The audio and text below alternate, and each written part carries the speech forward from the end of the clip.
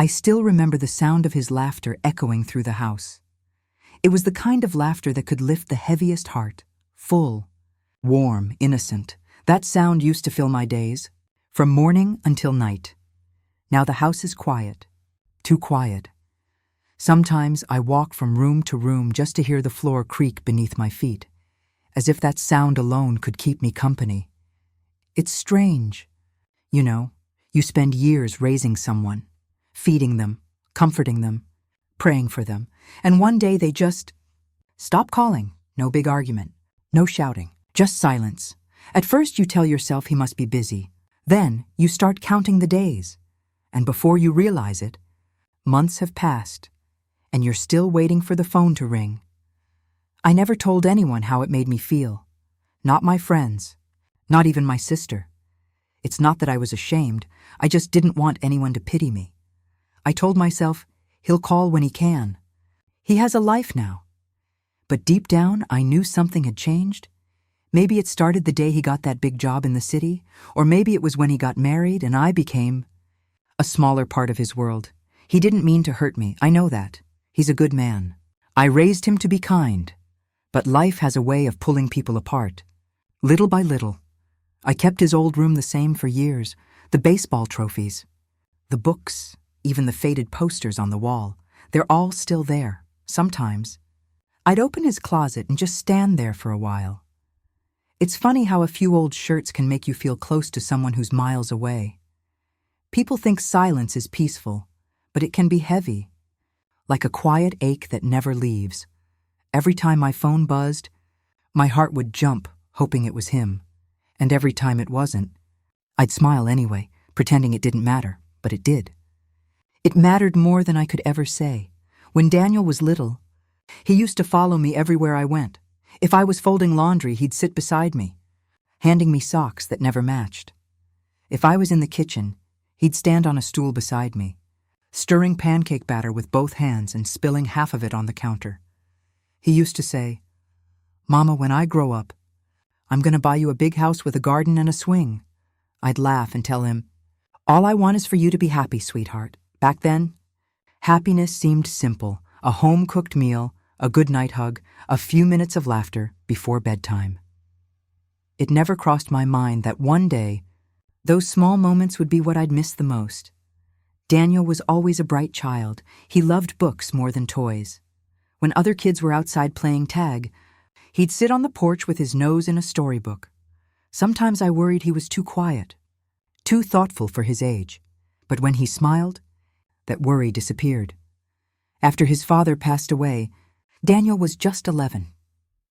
That night, I remember sitting beside him in his room, unsure of what to say. He looked up at me and whispered, "It's just us now, right, Mom?"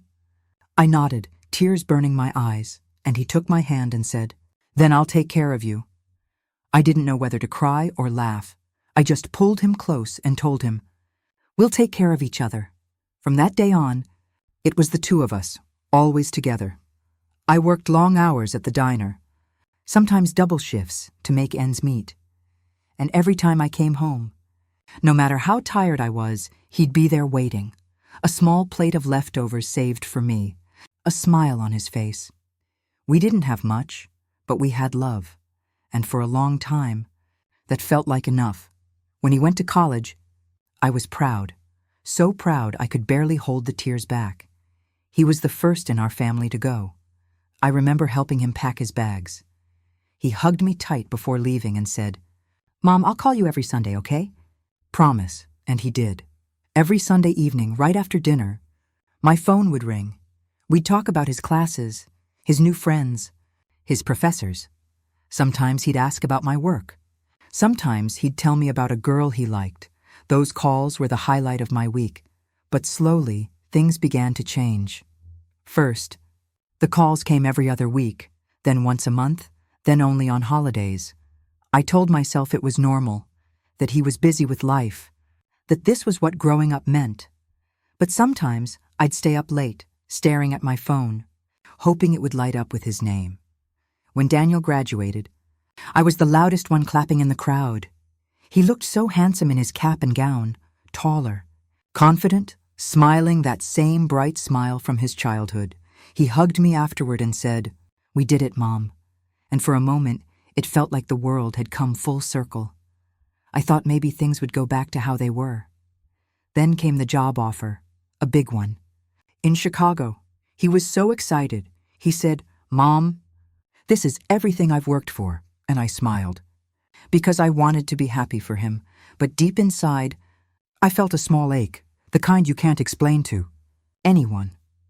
The kind that comes from knowing that love sometimes means letting go. He moved away within a month. He called often at first. We'd talk about his new apartment, the cold weather, the city noise. He told me about a woman he met, Emily. "She's kind, Mom," he said one evening, his voice soft and hopeful. "I think you'll like her." And I did.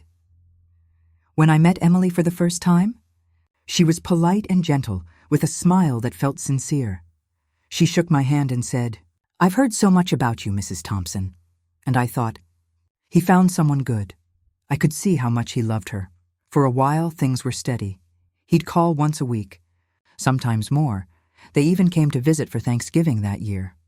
We laughed, cooked together, watched old movies. It felt almost like the old days, except now. There was someone else in his world, someone who shared his time, his dreams, his future.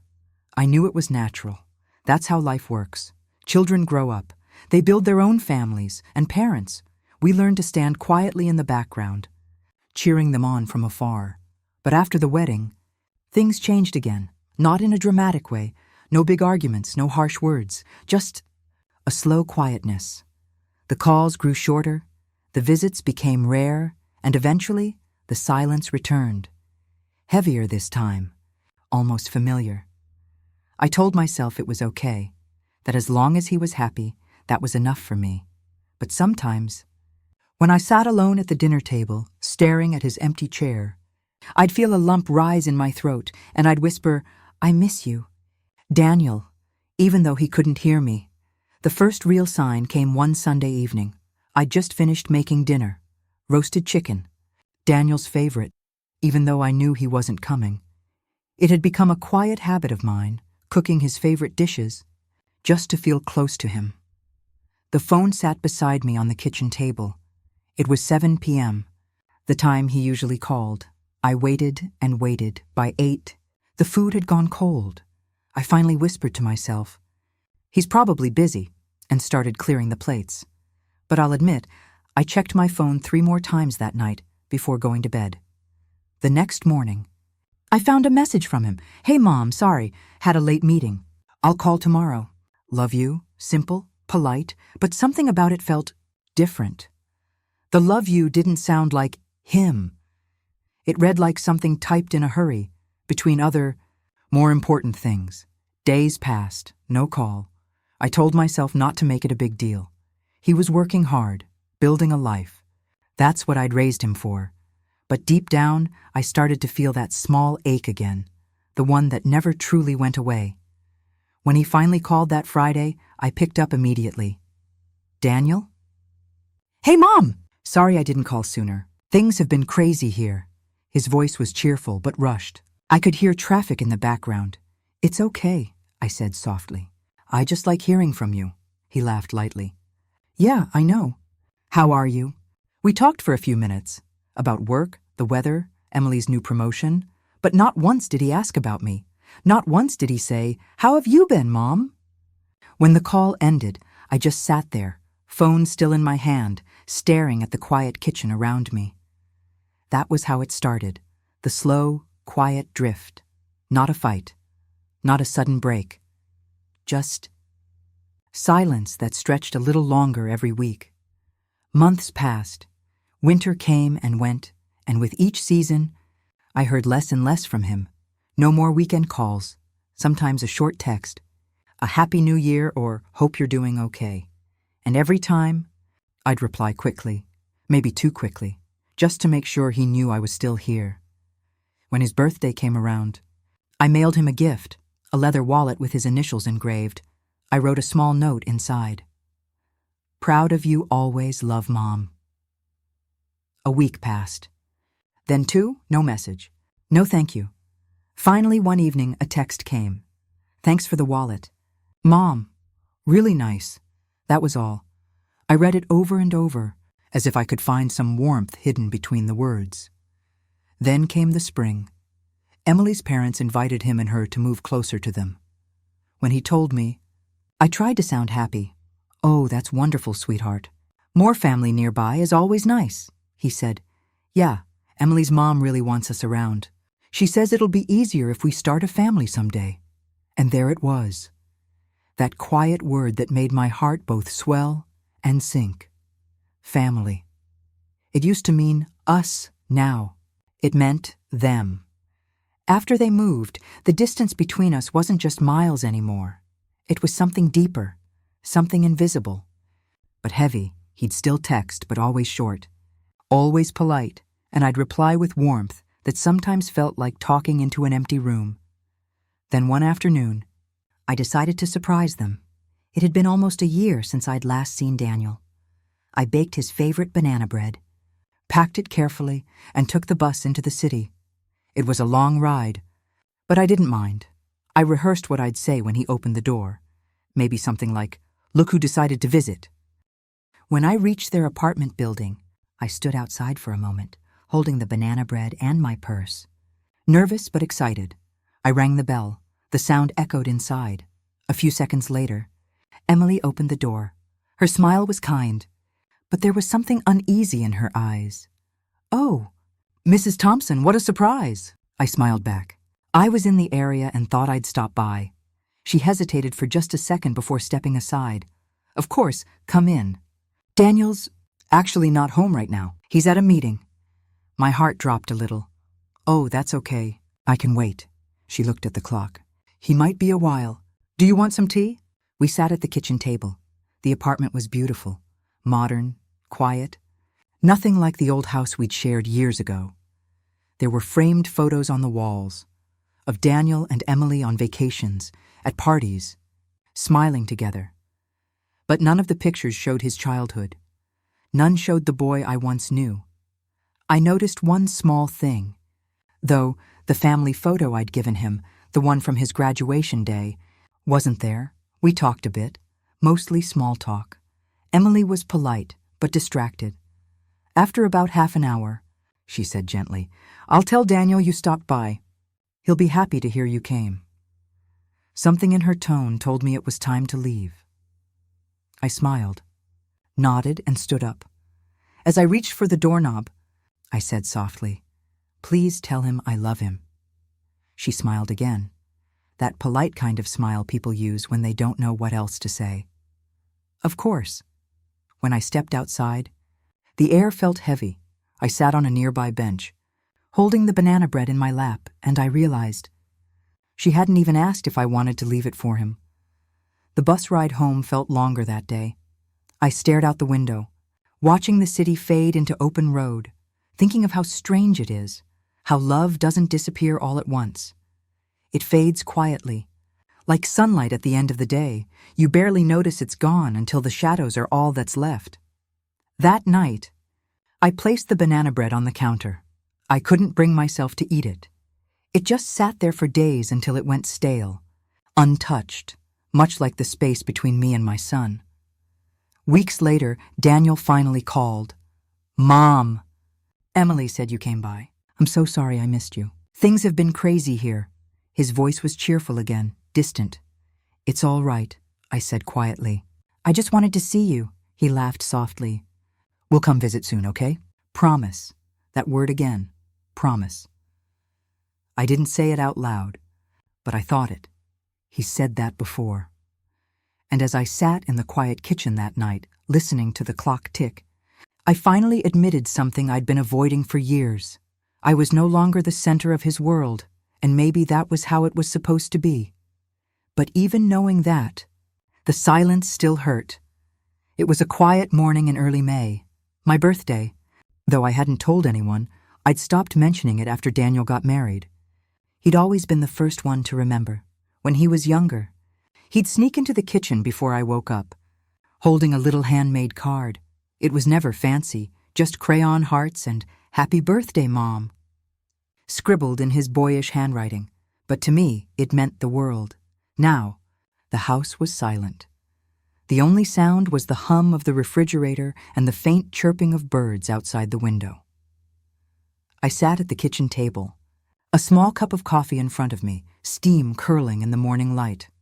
I stared at my phone, hoping, foolishly, that maybe, just maybe, he'd call. Hours passed. Nothing. I tried to stay busy, watered the plants, folded laundry, watched a bit of TV, but every time the phone buzzed, my heart jumped. Spam messages, a reminder from the pharmacy, never his name. By evening, I finally decided to stop waiting. I picked up my phone, opened our old message thread, and typed, "Hi, sweetheart. Just thinking of you. Hope everything's all right." I hesitated before hitting send. I didn't want to sound needy, but I sent it anyway. A few minutes later, I saw the 3 dots appear, the little sign that he was typing. My heart lifted, then the dots vanished, and the screen went still. I set the phone down and took a deep breath. The ache in my chest was quiet but deep. I whispered to myself, he must be busy, though the words sounded tired, like an excuse I'd used too many times. That night, I didn't cook dinner. I just sat in the living room, the TV flickering softly in the background, while my coffee went cold beside me. I thought about calling him, just to hear his voice. But then I remembered the last time I'd done that. How he'd answered with, "Hey Mom, can I call you back? We're about to sit down for dinner." And that call never came, so I didn't call. I just sat there, listening to the silence of my own home. 2 days later, my neighbor, Mrs. Carter, knocked on my door. She was an older woman, kind-hearted, always checking in. "Happy belated birthday," she said cheerfully, holding a small cupcake. I smiled, touched by her thoughtfulness. "You didn't have to do that." "Oh, nonsense. You deserve to celebrate." We sat together for a while, chatting about her garden and her grandkids, and though her warmth filled the room for a moment, the space she left behind after she went home felt even bigger. That night, I sat by my window, looking out at the quiet street. I wondered if Daniel even remembered. Then, as if the universe wanted to answer me, my phone buzzed. A text from him. "Hey, Mom. Sorry I missed your birthday. Been so busy with work. Hope you had a great day. Love you." I stared at the screen. It was sweet, but it came 2 days late. I smiled anyway, because what else could I do? I typed back, "Thank you, honey. Don't worry about it. I had a peaceful day." I added a little heart emoji, though it felt more like a bandage than a message. I went to bed early that night, but sleep didn't come easily. I kept thinking about how love changes over time, how it shifts and stretches, sometimes until it's almost unrecognizable. I knew Daniel loved me. I never doubted that. But love, I've learned, isn't just what you feel. It's what you show, and the spaces between what's said and what's done can become very wide. A few months later, I had a small accident. Nothing major. I slipped on the front steps while watering the flowers and hurt my ankle. The doctor said it was a minor sprain, but I needed to rest for a few weeks. I thought about calling Daniel, but something inside me stopped. He'd say all the right words. I knew that, but I didn't want to hear, "Oh no, Mom, are you okay?" followed by silence for another month. So I didn't tell him. Instead, I managed on my own. I ordered groceries online, used a cane for balance, and spent a lot of time reading by the window.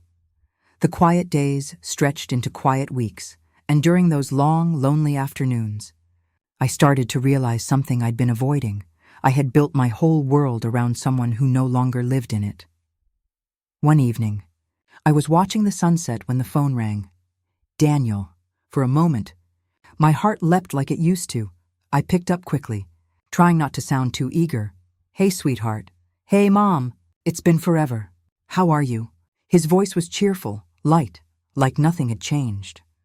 We talked for a few minutes, just catching up. Then I told him, very casually, "Oh, I had a little fall last month, but I'm okay now." There was a pause. "What? Mom, why didn't you tell me?" I smiled gently. "You've got a lot on your plate." "I didn't want to worry you," he sighed. "You should have called." "I'd have come by." I nodded, though he couldn't see me. I know, honey. But I managed. He sounded guilty for a moment. I'll come see you soon, okay? I promise. That word again. Promise. It hung in the air, fragile as glass. After the call ended, I sat for a long time, staring at the darkening sky. I thought about how much I missed him, not just his voice, but his presence. The boy who used to bring me wildflowers from the backyard. The young man who called every Sunday just to hear me say, "I'm proud of you." Now he was a grown man with his own life, his own worries, and I was just his mother, someone who existed on the other side of a phone call. A few weeks later, I received an invitation in the mail. Daniel and Emily were hosting a small gathering for their wedding anniversary. I smiled when I read it. It was sweet of them to include me, but part of me hesitated. Would I feel out of place? Would I sit in a corner watching him laugh and dance like a guest in his new life? Still, I went. I bought a soft blue dress, baked his favorite cookies, and took a cab to their house. When I arrived, the place was full of people, laughter, music, the smell of good food. Daniel spotted me from across the room. "Mom," he said, walking over and hugging me quickly. His arms were warm, but the hug was brief, polite. "I'm so glad you came," he said with a smile before someone called his name from across the room. "Give me a sec." "Mom, I'll be right back." He never came back. I sat on the couch for most of the evening, sipping water, smiling at strangers who didn't know who I was. At one point, Emily's mother sat beside me. "It's so nice to see Daniel doing so well," she said kindly. I nodded, my heart aching. Yes, he's doing great. I'm proud of him. And I meant it. I truly did. But as I watched him laughing across the room, surrounded by people, I felt something quietly break inside me. Not anger. Not resentment, just acceptance. A realization that the boy I raised had grown into a man with a different world, one that didn't have much room for me anymore. When I left that night, I hugged him one last time. "Drive safe, Mom," he said distractedly, his eyes glancing toward his friends. I smiled. "I will. You take care." As I walked out into the cool night air, I felt a strange mix of sadness and peace, because in that moment, I finally understood love doesn't always stay the way we remember it. Sometimes, it changes form. It grows quieter, softer, not gone, but distant. That night, when I got home, I didn't cry. I just sat by the window, looking up at the stars, and for the first time in years, I whispered, "It's okay. You don't have to call every day. I'll still love you anyway." The days after that anniversary gathering were strangely calm. There was no burst of emotion, no dramatic moment of realization, just a quiet, steady shift in how I saw things. For years, I'd been waiting for Daniel to come back to me, not physically, but emotionally. I wanted to feel needed again, to have him call and say, "Mom, what do you think?" Or, "Mom, I miss you." But that night at his home, watching him in his world, happy, surrounded, loved, I saw something I hadn't been able to before.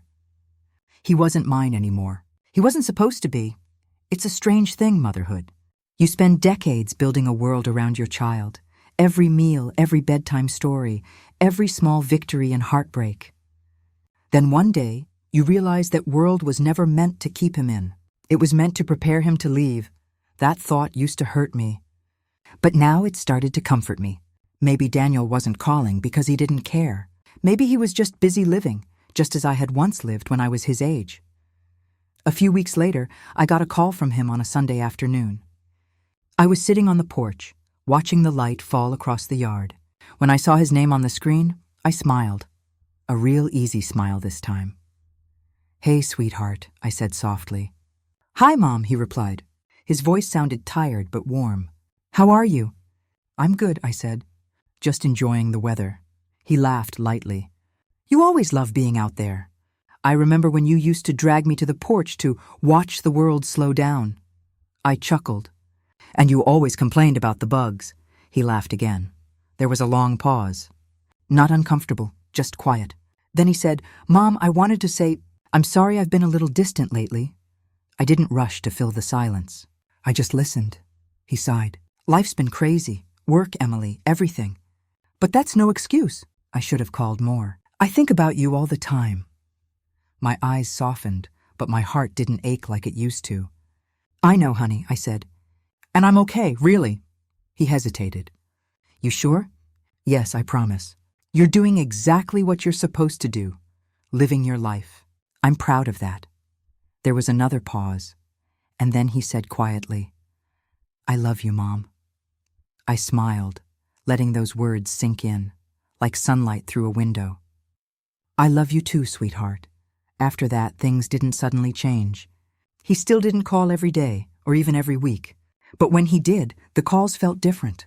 Not rushed, not out of guilt, just genuine, like two people meeting in the middle. Sometimes he'd call while driving home from work. Sometimes Emily would join the call telling me about a new recipe she tried. And sometimes I just listened to his voice while he talked about things I barely understood. His projects, his coworkers, his plans. It wasn't the same as before, but it was enough. I learned that peace doesn't come from things going back to the way they were. It comes from learning to love things as they are now. One Saturday morning, Daniel showed up unannounced.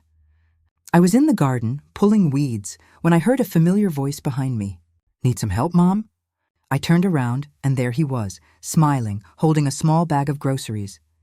I blinked in surprise. Daniel! What are you doing here? I figured I owed my mom some time, he said, grinning. Plus, Emily's out with friends, so I thought I'd spend the day with you. It was such a simple thing, but my chest filled with warmth. He followed me inside and we made sandwiches together, just like old times. He told me about his job, his plans to maybe move to a bigger place, and how he and Emily were talking about starting a family soon.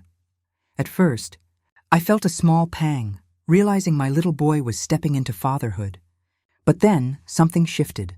Instead of feeling replaced, I felt proud. All those years of struggle, all the sacrifices, they led him here, to this moment, to this life. After lunch, he helped me fix a few things around the house. A loose shelf, a flickering light. He moved through the house like he still knew it by heart, humming as he worked. And when he left that evening, he hugged me tightly, longer than usual. I'll call you tomorrow, he said softly. I smiled. You don't have to promise, Daniel. Just come when you can. He looked at me for a moment, his eyes soft. I know, he said quietly. But I want to. When he drove away, I stood by the window and watched until his car disappeared down the road. Then I sat down in my favorite chair, feeling something I hadn't felt in a long time. Peace. That night, as I was tidying up, I found something tucked behind one of the kitchen drawers. A faded crayon card. It was one of his old birthday cards to me, probably from when he was 7 or 8. The paper was wrinkled, the colors faded, but the words were still clear. Happy birthday, Mom. You're my best friend forever, I smiled, holding it close. For a moment, I was back in that little kitchen with the smell of pancakes and the sound of his laughter. And then I whispered to myself, forever isn't always every day. Sometimes it's just in the heart. I placed the card in a small wooden box on the shelf, the same one where I kept his baby bracelet, a few pictures, and other little memories. I didn't cry this time. I didn't ache. I just felt thankful for the love that had been and for the quiet love that still remained. Over the next months, I began doing more things for myself.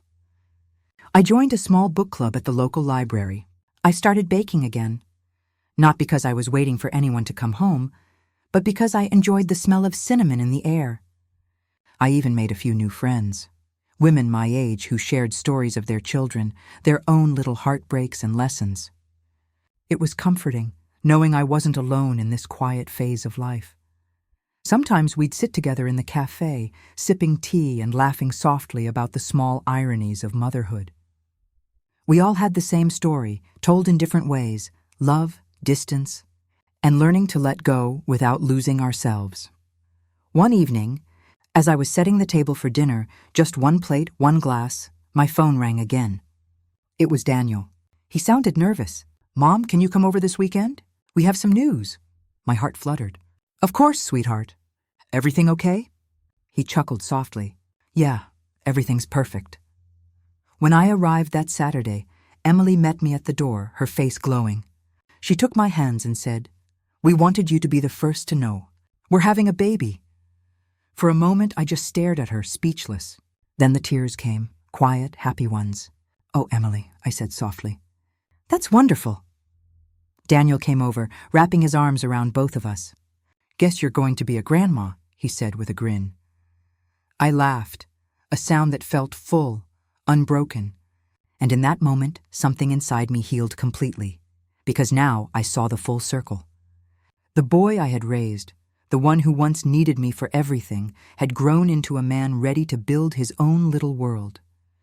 And maybe, just maybe, my role wasn't to hold on anymore. It was to bless him as he moved forward. That night, back at home, I sat once again by my window. The sky was clear, and the stars were scattered like quiet promises. I thought about how life moves, slowly, then all at once, and how love, even when it fades in presence, never truly disappears. It changes shape. It becomes memory, patience, and grace. It becomes the quiet knowing that what you gave, your time, your care, your heart, lives on in someone else's life, and maybe that's enough. The house feels different these days, not empty, just quiet in a softer way. The kind of quiet that doesn't ache anymore. In the mornings, I make my tea and sit by the window, watching the sunlight spill across the kitchen floor. The same light that once touched Daniel's small hands when he played with his toy cars by my feet. Sometimes, I can almost hear the echoes of his laughter, faint, like a song carried by the wind, but instead of sadness, it brings a calm smile to my face. I've learned that love doesn't disappear when people grow apart. It simply settles deeper, into the walls, into the air, into the smallest routines of life. It becomes something you carry quietly, without needing to hold it in your hands. Daniel calls more often now. Sometimes it's just for a minute. A quick, "Hey Mom, how's your day?" Between meetings, other times, he tells me about the baby, how Emily is doing, or how nervous he feels about becoming a father. And each time, I listen. I don't give advice unless he asks. I don't remind him of the days he forgot to call. I just listen, because I finally understand how precious that is. A few weeks ago, he and Emily invited me over for dinner. They'd set the table with candles and soft music playing in the background. When I walked in, Emily said, "We wanted to tell you the name we chose for the baby." She looked at Daniel, and he smiled, reaching for my hand. "Mom," he said, "if it's a girl, we're naming her Grace." I froze for a moment. Grace, my name. It felt like a quiet whisper of the past reaching into the present. I didn't say anything right away. I just held his hand a little tighter. Then I smiled and said, "That's beautiful." When I got home that night, I sat by the window again, my favorite spot. Outside, the stars looked clearer than usual. I thought about the journey, how it began with tears and silence, and ended with love finding its own gentle rhythm. No loud apologies, no grand gestures, just forgiveness, quiet and real. I used to think love was proven by words, by constant closeness, by promises kept. But now I know it's something softer. Love is letting someone go and trusting they'll remember the way back. It's choosing to be there, quietly, even when you're not needed every day. It's finding peace in knowing you did your part, that you loved as best you could. Sometimes, in the evenings, I take out the little wooden box from the shelf. Inside are the pieces of our story, his baby bracelet, that old crayon birthday card, a photo of the two of us at the park when he was 7. I hold them for a while, and then I put them back, because I don't need them to remember anymore. The memories live inside me, stitched into who I am. The other day, Daniel called again. He said softly, "Mom, when the baby's born, I want you to stay with us for a while. Help us out," I laughed. "You sure you want your old mom around?" He chuckled. "I can't think of anyone better." When the call ended, I sat there smiling for a long time. For years, I had waited to hear something like that. And now that it came, I didn't feel desperate to cling to it. I just felt thankful. As I prepare for that new chapter, Becoming a grandmother, I realize that life keeps giving us new ways to love. Even after old ones fade, each season brings a different kind of closeness. And though time changes everything, the heart somehow learns to adapt. I don't know what the future holds. None of us do. But tonight, as I close the curtains and turn off the lights, I whisper a little prayer of gratitude for the boy who became a man, for the love that grew quieter but never left, for the chance to watch him start his own family, with a piece of me living on in it, because in the end, that's what love really is, not the promise that things will stay the same, but the grace to accept how they change. And as I drift off to sleep, I can almost hear Daniel's voice again, small, sweet, and full of trust. "Good night, Mom," I whisper back into the quiet. "Good night, my son."